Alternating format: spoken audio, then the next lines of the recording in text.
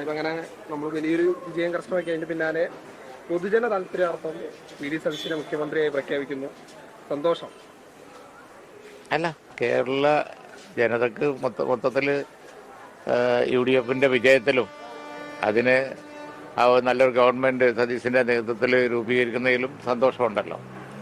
അത് വളരെ തെരഞ്ഞെടുപ്പിലും അതിന് ശേഷം നമ്മൾ കാണുന്നുണ്ടല്ലോ. നമ്മളിപ്പോ ചർച്ചകൾ എന്താന്ന് വെച്ചാൽ ലീഗിൽ 5 മന്ത്രിമാർ വരെ ഉണ്ടാവും എന്നുള്ളതാണ്. എങ്ങനെയാണോ സാധ്യതകൾ?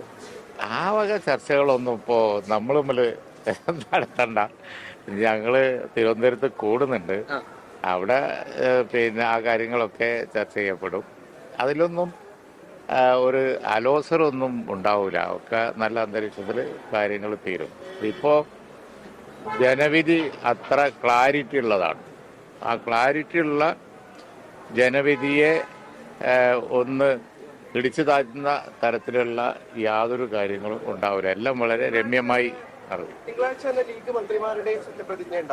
എല്ലാവരുടെയും ഉണ്ടെങ്കിൽ ലീഗിനും ഉണ്ടാവും.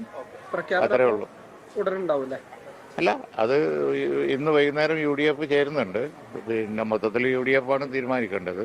പിന്നെ മുഖ്യമന്ത്രി പറയുമ്പോഴേ അതിന്റെ കാര്യങ്ങൾ ഔദ്യോഗികമായിട്ട് ഞങ്ങൾക്ക് പറയാൻ കഴിയുള്ളൂ. എല്ലാവരും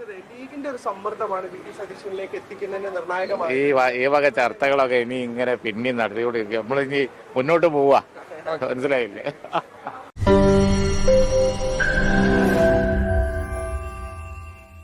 ലോകത്തെവിടെയായാലും ഏത് സമയത്തും 24 വാർത്തകളും ഓഗ്മെന്റഡ് റിയാലിറ്റി പാക്കേജുകളും എക്സ്പ്ലെയിനറുകളും വിശദമായി കാണാൻ ഞങ്ങളുടെ YouTube ചാനൽ നിങ്ങൾക്ക് സബ്സ്ക്രൈബ് ചെയ്യാം.